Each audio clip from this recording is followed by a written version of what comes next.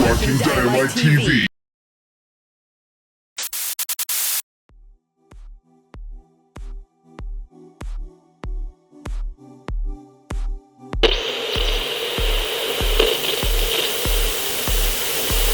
Bangkok Meteor.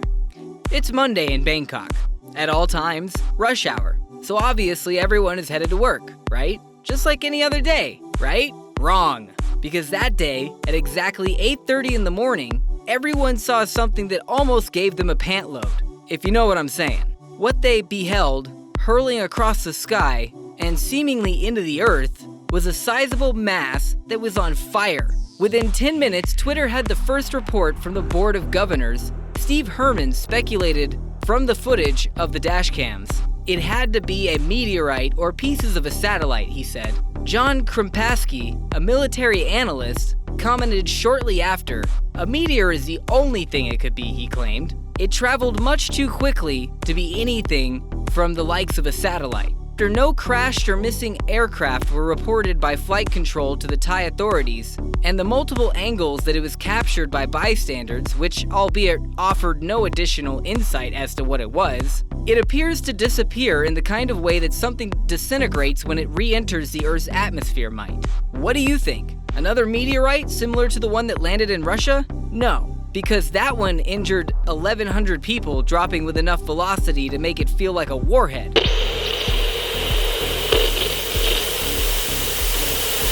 Florida perfect launch time. If you saw this, what might be first going through your mind? There would be a lot of what the circling my brain. In fact, it was due to a YouTube video that I even saw this. As I would imagine, some people close to Cape Canaveral in Florida were quick to Instagram that joint. Of course, then again, you may not have been baffled at all. If you're the kind of individual who keeps up with the schedule of NASA's rocket launches, because a rocket is exactly what it was. En route to bring a new satellite out to orbit for the Navy. What makes it look so otherworldly is that this launch happened at just the perfect moment, 6:18 in the morning to be precise, for the sunrise to catch the tail of the rocket for a sight rarely seen, and NASA reported the whole launch was a success.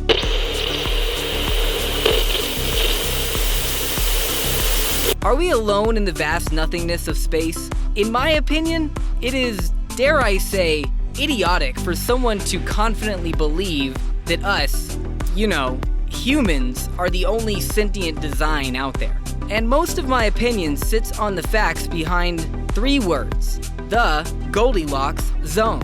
Scientists recently speculated that there is a possibility of as many as 300 billion stars observed by us, and a third of those stars, 100 billion of those stars, likely have solar systems, each with its own Goldilocks zone and a chance of a planet possibly orbiting within it. Back in the 1950s, Russia and the US were racing to reach space first, and in the midst of this, America saw something they couldn't quite explain. That something was a large, unidentified satellite in a polar orbit. Odd, because at the time, neither countries had even the means to launch, let alone maintain anything in a polar orbit. Some might say that this was when America first found an interest in UFOs. These zoomed-in photos are what have been dubbed the Black Knight. It weighs 10 tons, according to astronomers. Nothing in the 1950s was able to propel something that large into space. It found no interest in us as far as we could tell. That is, until 1963. Astronaut Gordon Cooper claimed noticing a strange green and glowing object seemingly orbiting Earth. NASA confirmed the object, but blacked out the media from reporting on it. And the official explanation was released that he basically hallucinated it due to high levels of carbon dioxide. Nice, NASA.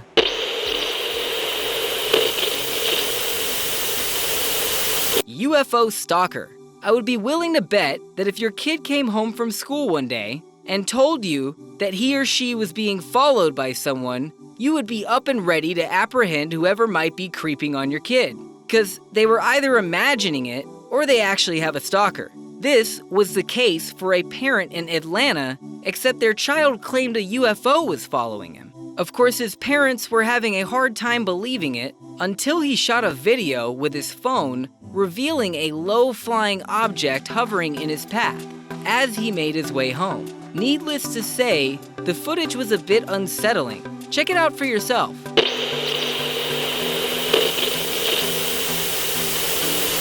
Russian launches strange tail. Russia is known for lots of weird sightings in the sky.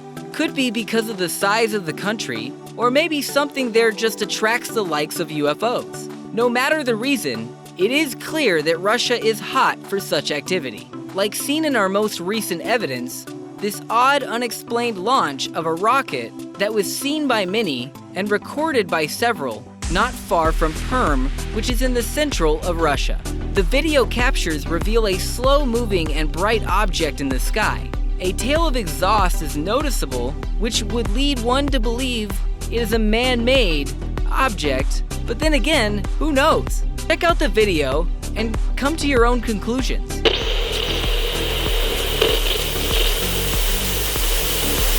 UFOs over Chinese airports. In America, UFO sightings are frequent and heard of very often, and they don't seem to do much harm most of the time. However, in China, it's another story.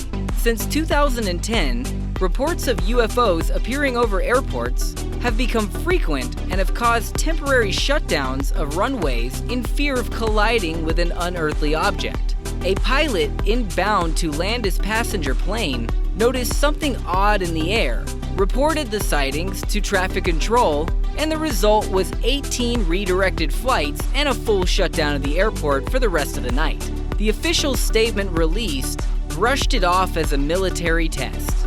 Go figure.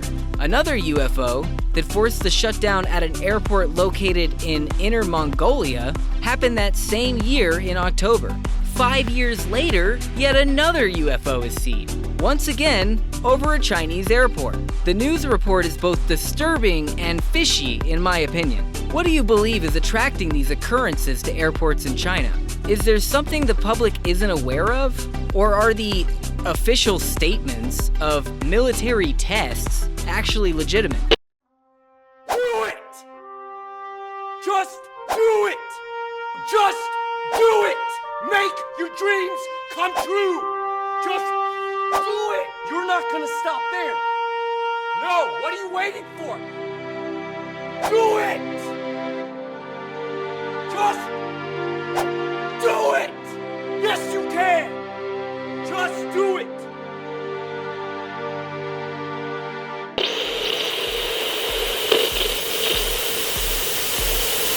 Costa Rica volcano and the UFO spectator. Strangely enough, or perhaps not strange at all, is the attraction UFOs seem to have to a natural disaster, and the things people have been recording and filming at around the sites of such incidents is odd, to say the least. Take for example the scene that occurred in Costa Rica just earlier this year. The Terrible volcano, which I'm sure I just mispronounced, became active, apparent by the ash and smoke it began to bellow into the sky above.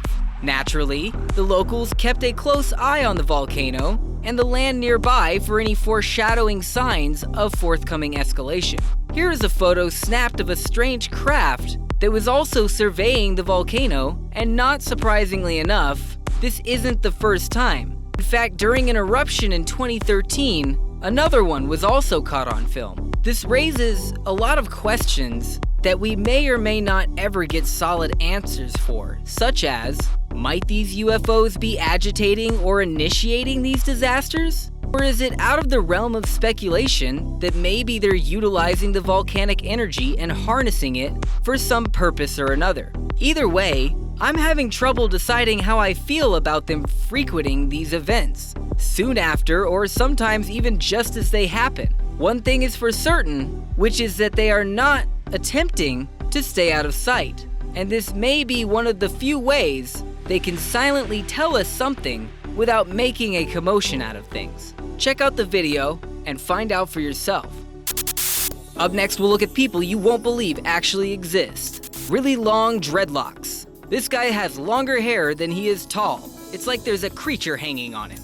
Needle feathers. Something tells me this woman is really kinky in the bedroom and has nothing to do with the tramp stamp. no nos. You're watching Dynamite TV.